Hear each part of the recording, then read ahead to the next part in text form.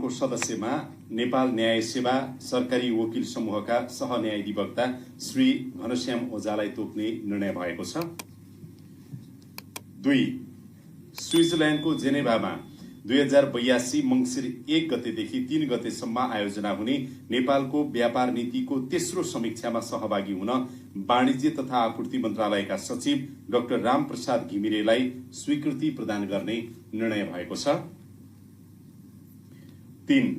बेपत्ता पारिएका व्यक्तिहरूको छानबिन, सत्य निरूपण तथा मेलमिलाप कोष सञ्चालन नियमावली 2082 स्वीकृत गर्ने निर्णय भएको छ। 4. खानेपानी मन्त्रालयका श्री प्रमिला देवी साक्य बज्राचार्यलाई थाइल्याण्डको ब्याङ्ककमा आयोजना हुने high level summit on water security and resilience विषय कार्यक्रममा 2082 मंसिर 22 देखि 26 गतेसम्म सहभागी हुन स्वीकृति प्रदान गर्ने निर्णय भएको छ। 5. जेनजी पुस्ताद्वारा 2082 मंसिर 23 र 24 गते गरिएको प्रदर्शनको क्रममा मृत्यु भएका 45 जना व्यक्तिहरूलाई राज्यको तर्फबाट शहीद घोषणा गर्ने निर्णय भएको छ।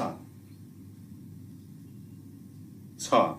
सर्वोच्च अदालतको आदेश बमोजिम पदममाया गुरुङलाई क्षतिपूर्ति बापत 6,03,600 रुपैयाँ उपलब्ध गराउने निर्णय भएको छ। 7.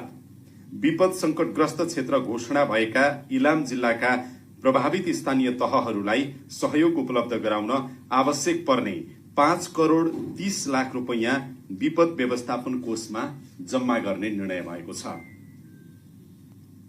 8. दक्षिण कोरियाली नागरिक मिजिन लीलाई गैर कानूनी रूपमा नेपाल प्रवेश गरेको मितिदेखि निष्कासन मितिसम्म प्रचलित कानून अनुसार लाग्ने विलम्ब शुल्क र जरिवाना बापतको रकम मिनाहा गरी नेपालबाट प्रस्थान गराउन अनुमति दिने निर्णय भएको छ। 9. नेपाली सेनाका 10 जना प्रमुख सेनानीहरूलाई महासेनानी दर्जामा बढुवा गर्ने निर्णय भएको छ। 10. शिक्षा, विज्ञान तथा प्रविधि मन्त्रालय र अन्तर्गतका निकायहरूको संगठन तथा व्यवस्थापन सर्वेक्षण गर्न पूर्व स्वीकृति दिने निर्णय भएको छ। 11.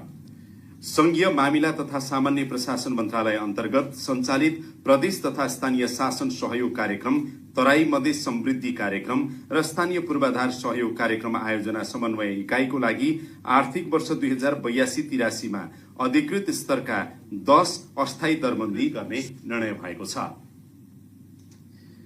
12. अर्थ मन्त्रालय